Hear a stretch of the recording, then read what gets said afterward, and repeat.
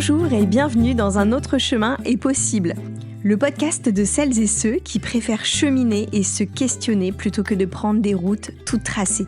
Je suis Marion, docteur en pharmacie, naturopathe et coach. Ici, je questionne, j'explore, je doute, je déconstruis et je fais pousser de nouvelles racines. Ce podcast est un espace où le bien-être est politique, où prendre soin de soi devient un acte de résistance face à un monde qui nous pousse à l'épuisement. C'est un espace où on parle de bien-être, d'écologie, de naturopathie, d'entrepreneuriat, de problématiques de société et de choix de vie engagés. Où l'on explore la santé autrement, en refusant les injonctions et en construisant un monde où l'on prend soin de soi, des autres et du vivant. Je partage ici mes réflexions, mes prises de conscience, mes vulnérabilités et j'ouvre le dialogue avec celles et ceux qui, comme vous, cherchent à tracer leur propre chemin. Parce que oui, un autre chemin est possible, plus libre, plus juste, plus aligné. Si ce podcast vous inspire, pensez à vous abonner et à laisser une note ou un commentaire et à le partager autour de vous.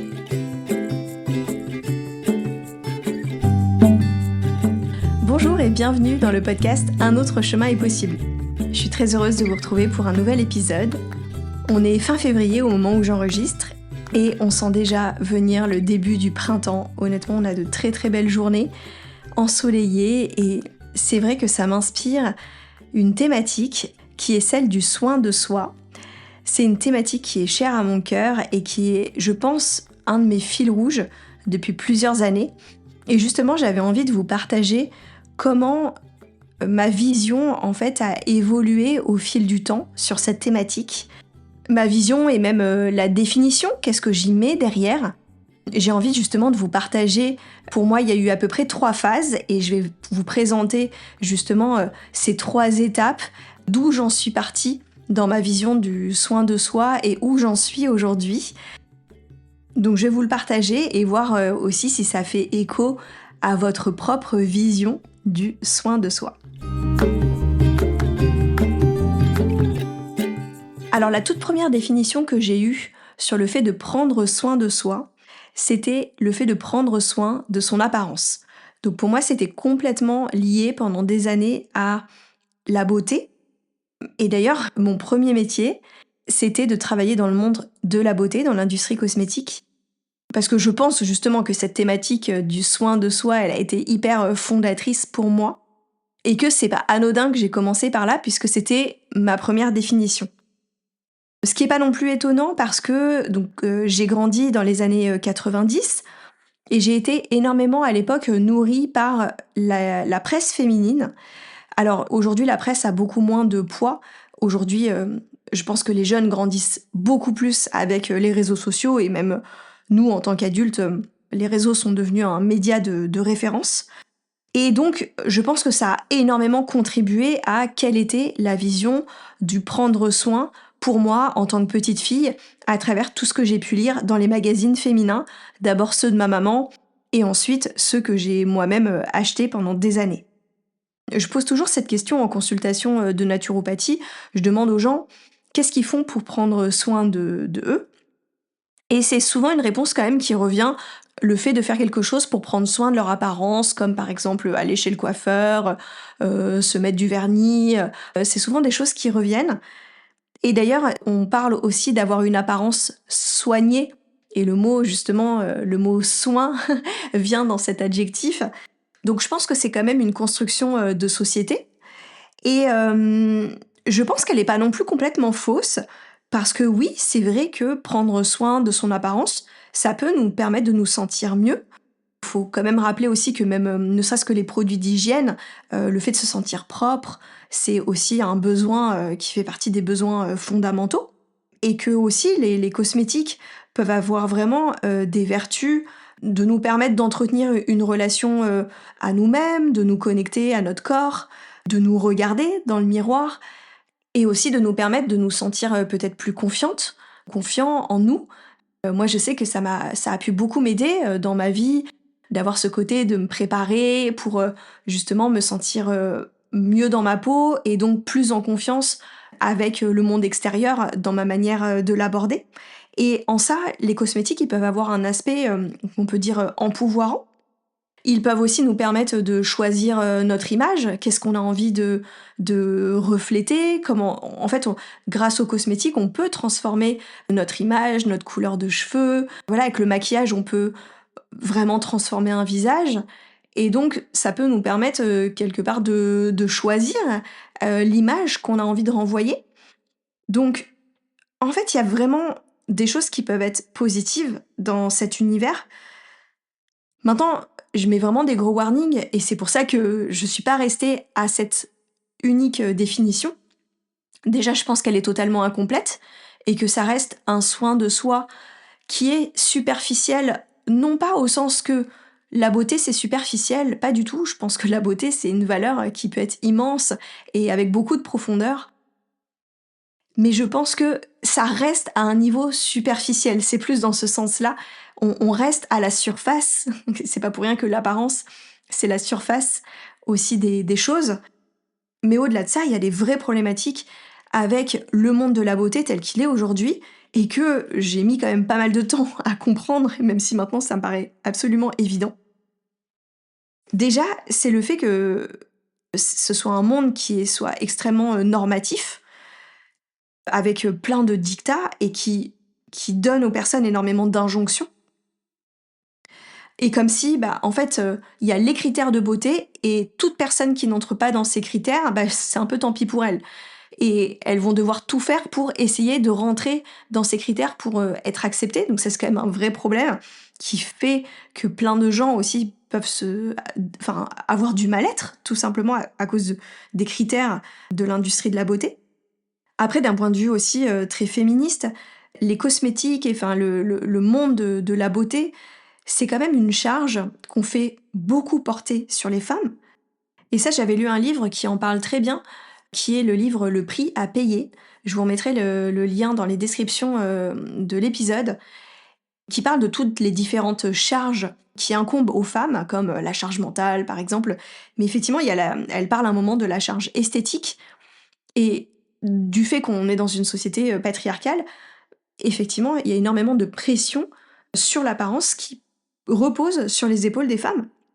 Donc le fait de porter le soin de soi sur le monde de la beauté, bah, ça repose sur quelque chose qui est profondément inégalitaire.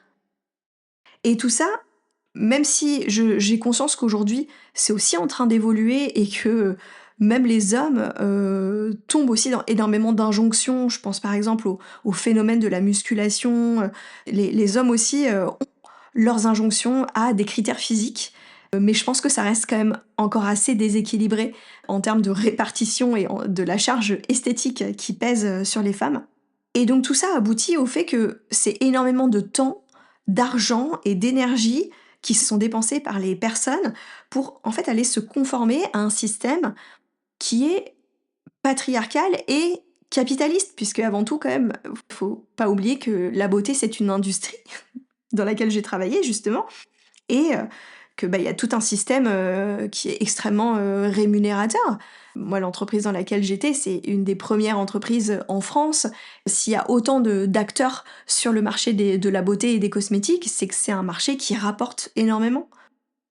Donc voilà pourquoi je pense que c'est un premier niveau d'entrée dans le soin de soi, mais que je pense vraiment que c'est dommage de s'arrêter à ce niveau-là, que c'est une vision qui sera vraiment, trop réductrice. Et vraiment, aussi ce que je trouve profondément dommage, c'est pas de remettre en cause les cosmétiques. Encore une fois, je l'ai cité, ils ont leur utilité, ils ont des vertus. Ce qui est extrêmement dommage, c'est à quel point on peut penser en avoir besoin pour, être acceptable et justement aux yeux de la société. Moi, par exemple, pendant des années, j'ai longtemps cru que si je ne me maquillais pas, j'étais pas, présentable. Et je me dis, avec le recul, que c'est extrêmement violent de penser comme si mon visage tel qu'il est au naturel, il mérite pas d'être présenté au monde. Bien sûr, ça parle de moi probablement, mais ça parle des images que j'ai reçues justement par ces magazines, par toute cette culture autour de la beauté. Et je pense que c'est très différent de se dire parfois j'ai envie de me présenter de telle manière et du coup j'utilise des cosmétiques que d'être dans une dépendance à ces produits et malheureusement je pense que beaucoup de personnes peuvent en être enfermées. Et j'ai encore beaucoup de copines qui me disent en fait je peux pas sortir de chez moi si je suis pas maquillée parce que je me sens pas bien. Et aussi ce que je voulais rajouter, c'est que j'ai longtemps cru pendant des années que tout ce que je faisais, toute cette charge esthétique que je m'imposais tous les jours, en me maquillant, en m'épilant, en dépensant de l'argent dans des fringues et dans plein de trucs, le pire c'est que j'ai longtemps cru que je le faisais pour mon propre plaisir. Et c'est vrai qu'il y avait quand même une notion de ça me faisait plaisir de le faire, mais c'est ça qui est hyper dingue dans ce système, c'est d'avoir ça a été tellement intégré en moi que pendant longtemps j'ai cru que je le faisais vraiment par pur plaisir. Il y avait sûrement une partie de ça, mais en fait maintenant avec le recul et que je me suis beaucoup détachée de tout ça, je me dis: «Beh, justement, le temps, l'argent et l'énergie qu'on peut récupérer quand on se libère de ces injonctions, ça paraît, complètement dingue». Donc voilà, ça c'était pour ma première définition par laquelle je suis rentrée dans le soin de soi. Et la deuxième, ça a été prendre soin de soi, c'est prendre soin de son hygiène de vie. Et ça, c'est pas du tout par hasard que je dis ça, parce que je suis naturopathe et que l'hygiène de vie, c'est vraiment la base de la naturopathie. Et on dit souvent qu'il y a 4 piliers en fait dans l'hygiène de vie, c'est l'alimentation, l'exercice physique, le sommeil et je rajouterais la santé mentale. Pour moi, c'est quand même un pilier à part entière. Et je pense que la plupart des gens ont quand même en tête et conscience que prendre soin de soi, bah effectivement, ça passe par ces aspects-là. Et en plus de ça, enfin quand je vous le dis, j'en suis même convaincue. Enfin pour moi, c'est évident que c'est vrai que c'est la base pour être en bonne santé, d'avoir ces piliers. Enfin, ça a été prouvé maintes et maintes fois. Il y a des tas d'études sur tous les sujets. Et à l'inverse, on voit que dès que un de ces piliers est défaillant, c'est souvent l'origine de nombreuses maladies. Mais ce qui est intéressant, c'est d'aller regarder pourquoi tout le monde le sait et pourtant c'est si difficile à mettre en place. Et je vous le dis, même moi qui les prône, qui les connais par cœur, j'ai énormément de mal à tous les faire. Déjà, on va regarder le premier pilier, par exemple manger. En fait, manger, ça dépend énormément de la nourriture qu'on trouve, tout simplement, et qui nous est proposée. Et aujourd'hui, j'ai plus le pourcentage en tête. Je me demande si c'est pas presque 50% de la nourriture qui est de l'ultra transformée. Donc voilà, il y a une part de nourriture transformée qui ne fait qu'être en augmentation. Ensuite, on a une nourriture, on sait, qui a été appauvrie en vitamines, en minéraux, et qui, à côté de ça, est bourrée de pesticides. Donc à part d'acheter des produits bio, d'aller chercher un certain type d'agriculture, les produits de base standards qu'on trouve sont des produits qui sont pas de super qualité. Et puis, avec le temps, on s'est aussi, énormément, je trouve, appauvri dans notre manière de manger. C'est-à-dire qu'aujourd'hui, une grande majorité, des personnes mangent, du riz, des pâtes, et je trouve qu'on a perdu énormément de variété dans la base de l'alimentation. Et d'ailleurs, c'est souvent quelque chose qu'on doit ramener en consultation, d'aller apprendre, aux personnes à cuisiner, en fait. C'est ça aussi, je pense que beaucoup de personnes ont perdu l'habitude de cuisiner. Moi-même, pendant des années, je cuisinais pas du tout. C'est des choses que j'ai dû apprendre sur le tard. Parce que justement, aujourd'hui, il est possible de manger tous les jours sans même cuisiner, avec les plats tout préparés, avec les restaurants, les Deliveroo, tout ça. Donc, c'est ça qui est important, c'est que ce pilier paraît essentiel, mais pour autant, c'est pas aussi simple que ça de bien manger.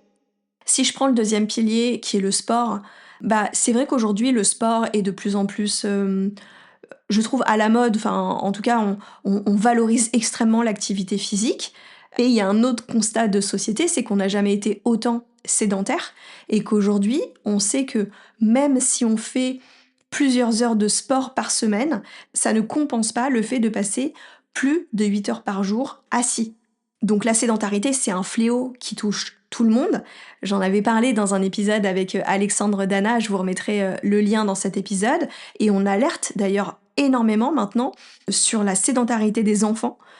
On parle maintenant d'une génération d'enfants d'intérieur, des enfants qui sortent plus de chez eux, qui restent devant les écrans, devant les jeux vidéo, et qui du coup ne bougent pas. Et on sait que c'est un énorme impact pour la santé, la sédentarité. Le troisième pilier qui est celui de dormir, pourquoi c'est aussi difficile d'avoir un sommeil de qualité aujourd'hui? Il y a plein de raisons. Il y a le fait que on a des sollicitations et des distractions permanentes. Je crois que c'est le patron de Netflix qui avait dit que son plus grand concurrent, c'est le sommeil des gens. Et cette phrase, pour moi, alors je sais pas si, en fait, j'ai pas été vérifiée si c'est un mythe ou si elle avait vraiment été dite, mais je trouve que ça traduit vraiment tout sur le fait que, on rogne sur le sommeil et notamment énormément par les écrans. Et d'ailleurs, je crois que des études montrent que la durée de sommeil est en train de réduire. Je crois qu'on a perdu à peu près 1 heure en moyenne de sommeil. Et elle est aussi en train de réduire chez les enfants. Et là aussi, c'est un vrai problème puisque on sait que le sommeil est un facteur clé de santé. Mais au-delà de toute cette distraction permanente, le fait d'être dans une société qui ne valorise pas le repos, c'est complètement un frein, au fait d'aller accepter, d'aller se coucher et du coup de moins en faire. Moi, je suis quelqu'un qui est vraiment, «victime» entre guillemets de ce qu'on appelle le FOMO, de Fear of Missing Out. Toujours l'impression que finalement, je pourrais faire d'autres choses plutôt que dormir. Donc c'est vraiment, moi en tout cas, c'est vraiment un domaine qui me challenge énormément, d'aller préserver, mon sommeil. Et enfin, le pilier de la santé mentale. Déjà, c'est un pilier qui est quand même souvent oublié. Les 3 premiers piliers, on l'a beaucoup plus en tête. La santé mentale, c'est quelque chose qui est beaucoup plus nouveau. Ça fait beaucoup moins de temps que ça devient un vrai sujet, à part entière. Et au-delà de ça, je trouve que ça peut être un vrai parcours du combattant d'aller trouver, quelqu'un. Moi, notamment, je l'ai expérimenté cette année en voulant prendre un travail, thérapeutique. Et je trouve que c'est vraiment loin d'être facile d'aller identifier une bonne personne, d'avoir les ressources financières pour le faire, de dégager du temps. Et ça d'ailleurs, c'est commun à ces 4 piliers en fait. Tout ça, manger bien, faire du sport, bien dormir, prendre soin de sa santé mentale, ça demande du temps. Si vous voulez cuisiner maison, bien sûr que ça va vous prendre du temps. Ça demande de l'argent si vous voulez consulter, si vous voulez vous inscrire à des activités sportives. Ça demande des ressources et de l'espace mental, ne serait-ce que pour penser à tout ça et à l'organiser. Moi, je sais que par exemple, quand j'ai voulu justement retrouver un thérapeute, je me le rajoutais chaque jour dans ma liste des choses à faire et je le repoussais de jour en jour parce que j'avais toujours autre chose qui venait et qui faisait que ça se dépriorisait. Donc je trouve que c'est important d'avoir l'espace mental pour penser à tout ça. Et c'est quelque chose qu'on voit souvent chez des jeunes parents qui sont saturés entre le boulot, les enfants. Clairement, le temps pour prendre soin d'eux au travers ces 4 piliers, l'espace mental et la ressource en termes d'énergie, elles sont pas là. Donc c'est quelque chose qui, évidemment, est dysfonctionnel, pour beaucoup de personnes et qui peut être vécu comme une injonction supplémentaire. Là, on n'est plus en train de parler l'injonction de l'apparence, mais en fait, on a l'injonction d'avoir une vie saine avec une bonne alimentation, du sport, un bon sommeil. C'est aussi beaucoup de choses qu'on peut retrouver sur les réseaux sociaux et qui finalement nous mettent dans une espèce de culture de la performance, comme si notre corps c'était une sorte de machine et que, bien sûr, il faut en prendre soin et que, ça demande de la discipline, une forme de contrôle et en fait, ça devient un projet à temps plein, en fait, on pourrait passer notre vie à, faire, nos 10 000 pas par jour, à se faire nos petits plats maison, à réguler notre système nerveux, et ensuite aller chez le psy. En fait, ça remplit les journées et quand je dis ça, je suis pas du tout en train de dire qu'il faut pas le faire. Encore une fois, j'y crois profondément, mais je dis juste, c'est assez peu réaliste dans la vie de la plupart, des personnes. Et c'est là aussi où il y a un vrai danger, c'est de basculer dans un soin qui, je vais appeler compensatoire. C'est-à-dire que l'individu va prendre en charge tout un tas, d'actions pour prendre soin de lui, pour compenser un système qui est dysfonctionnel. Je vous donne un exemple, le fait d'aller méditer tous les jours. Moi, je me rappelle très bien que j'ai commencé à faire du yoga pour compenser mon stress au travail, par exemple. Donc évidemment, le yoga n'a fait que me faire du bien. Mais à la base, c'était quand même pour aller compenser quelque chose qui me convenait pas. Et c'est pour ça, je trouve que ça peut avoir un aspect de soin compensatoire. d'un système dysfonctionnel et c'est pour ça que le troisième niveau auquel j'ai envie de vous inviter dans la dimension du soin de soi, c'est d'aller voir en fait que le soin de soi, finalement, c'est quelque chose de structurel et pas uniquement individuel. Bien sûr que le soin de soi individuel, il est nécessaire. Encore une fois, je remets pas en question ces 4 piliers, j'y crois profondément. C'est juste qu'il est pas suffisant. En revanche, un point hyper important que j'ai envie d'aborder à ce stade-là, c'est justement la notion que prendre soin de soi, c'est un acte de résistance et c'est déjà à l'échelle de ces 4 piliers. Puisque ce que je viens de vous évoquer, pour moi, essayer de manger sainement, justement, c'est un acte de résistance à la nourriture industrielle qu'on nous propose. Apporter du mouvement dans ses journées, c'est un acte de résistance à cette société de la sédentarité. C'est pareil pour le sommeil et pour la santé mentale, ça va être des actes de résistance à justement cette société d'ultra-connexion, de réseaux sociaux qui nous font pas du bien et cette société d'hyper-productivité qui valorise pas le repos. Et tout ça peuvent être des actions de résistance. Enfin, et c'est vraiment comme ça que j'ai commencé à comprendre que cette dimension du soin de soi, c'était pas au contraire être un bon petit soldat qui applique bien les choses qu'il faut faire, comme justement dans un culte de perfectionnisme et une sorte de culte du corps. Mais au contraire, beaucoup plus une résistance à, comme je vous dis, un système pour moi qui est dysfonctionnel. Et donc, pour aborder ce dernier point, le soin de soi pour moi qui est vraiment une organisation de société. En fait, prendre soin de nous, ça nous demande d'aller regarder plus haut, justement, que cette échelle individuelle, et d'aller interroger notre rapport au travail, par exemple. Déjà dans le choix du travail qu'on fait, est-ce qu'il est riche de sens, mais aussi même au-delà du sens, de la forme qu'il prend et de à quel point il peut nous épuiser. Ça nous demande aussi d'aller revoir notre rapport au temps, comment on équilibre nos journées, comment on recrée de l'espace, en fait, dans nos vies qui n'en ont pas. Ça demande d'aller questionner nos environnements de vie, que ce soit justement le fait d'être une société qui est coupée de la nature, c'est aussi une société qui est coupée des cycles de la nature. Je pense que quand on vit dans la nature, on ressent beaucoup plus sa temporalité et l'énergie, le cycle des saisons, et qui font que on n'a pas le même rythme tout le temps, toute l'année. Là où quand on vit dans une ville, on peut être vraiment déconnecté de ces rythmes naturels qui sont pourtant nos rythmes biologiques. Et dans la notion de questionner notre rapport à notre environnement, il y a aussi une thématique que j'aime beaucoup qui s'appelle l'écologie d'intérieur. C'est un concept qui a été développé par Marie Quéru, qui a un compte Instagram et qui a fait des livres sur le sujet. Et c'est une sorte de Marie Kondo. Je sais pas si vous voyez qui c'est Marie Kondo, c'est la magie du rangement. C'est une japonaise qui a écrit La magie du rangement. Là, c'est un peu notre Marie Kondo française, mais qui vient vraiment questionner notre rapport aux objets en nous disant que nos intérieurs, ils sont pollués et saturés d'objets, et ces objets, en fait, ils nous encombrent. Et finalement, ça vient parler de notre rapport à la consommation, et tout ça, c'est imbriqué. Et effectivement, quand on vit dans un environnement, enfin moi je le ressens souvent, où on est débordé d'objets, du coup on passe notre temps à ranger, ou à essayer de se débarrasser de ces objets. Enfin moi, le temps de passer à faire du vintage, tout ça, enfin c'est du temps qui va nous épuiser, qui nous rajoute de la charge mentale, et qui, je pense, impacte clairement notre bien-être. Donc comment on peut repenser notre rapport à l'objet et se dégager en fait de ces injonctions à la consommation. Mais je pense aussi que ça demande de revoir notre rapport aux liens qu'on crée en fait, le fait de redonner de la place aux liens. J'en avais parlé dans mon épisode précédent sur les vœux justement de début d'année et pourquoi je trouve que c'est capital pour moi de nourrir le lien. On sait aujourd'hui que le lien, les relations interpersonnelles, c'est la base d'un bien-être également, de notre santé.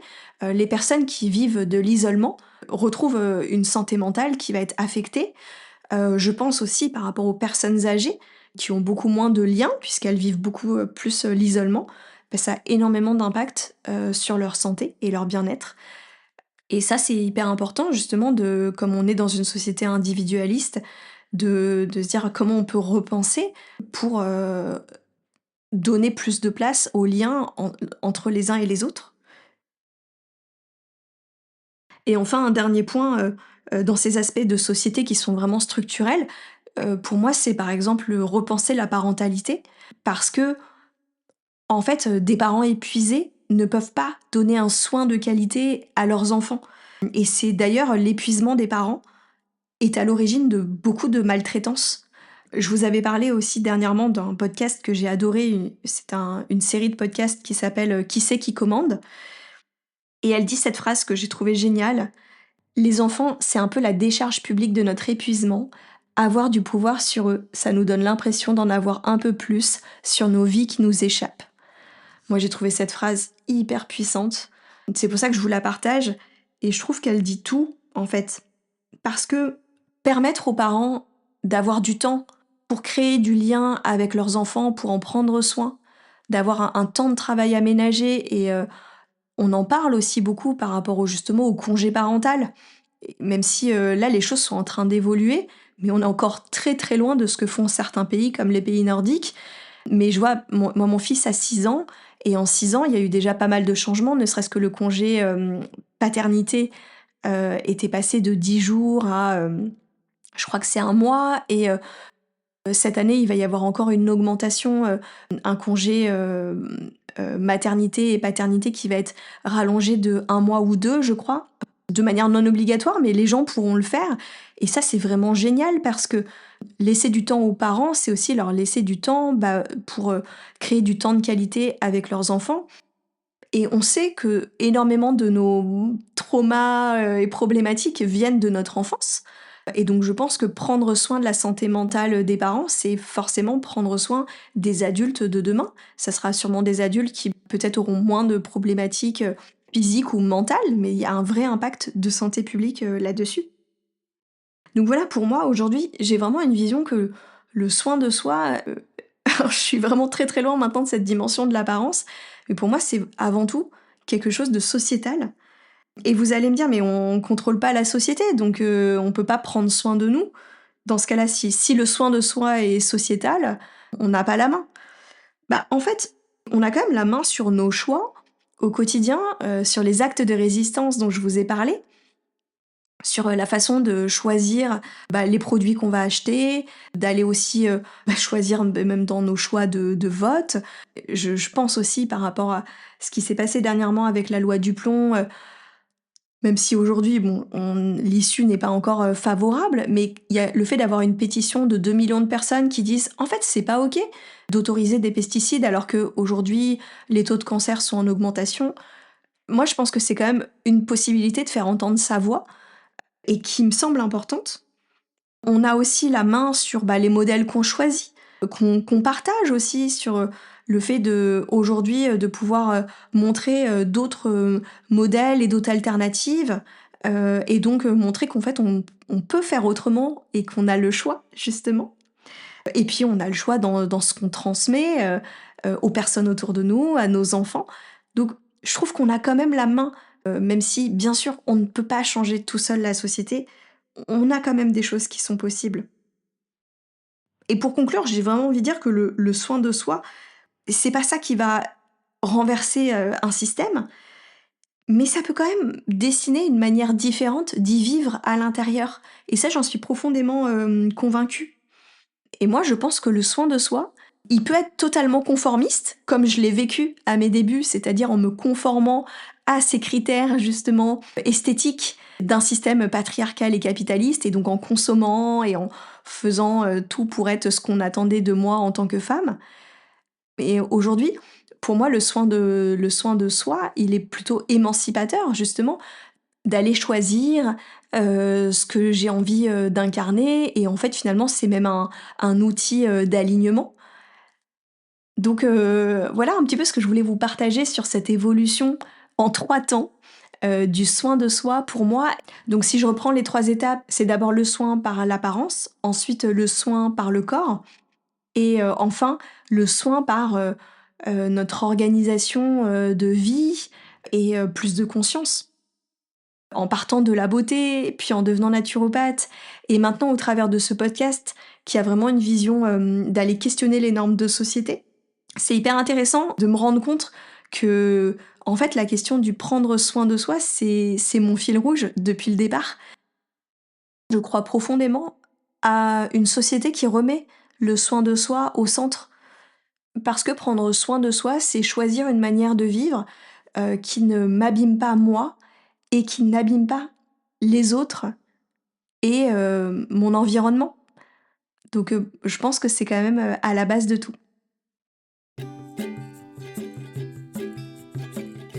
Voilà, donc j'espère que cet épisode vous aura plu et peut-être aura résonné pour vous dans votre manière de prendre soin. Je serais hyper curieuse si vous voyez d'autres choses aussi, une autre façon de prendre soin peut-être dont je n'aurais pas parlé dans cet épisode pour justement faire grandir la réflexion ensemble. Si cet épisode vous a plu, n'hésitez pas à le partager sur les réseaux sociaux, c'est un super moyen de le faire connaître. C'est un podcast indépendant, j'ai besoin de vous pour le faire connaître et puis aussi de vos retours pour m'encourager et pour suivre le fait de prendre la parole comme ça sur ce podcast et partager justement d'autres manières de voir le monde et pouvoir interviewer des personnes qui montrent d'autres chemins possibles. N'hésitez pas à me retrouver sur mon compte Instagram et vous avez aussi ma newsletter Un autre chemin est possible, du même nom que le podcast, qui est mensuel et qui partage également des réflexions et tout un art de vivre autour d'un autre chemin est possible. Je vous dis à très bientôt pour un prochain épisode et d'ici là, prenez soin de vous.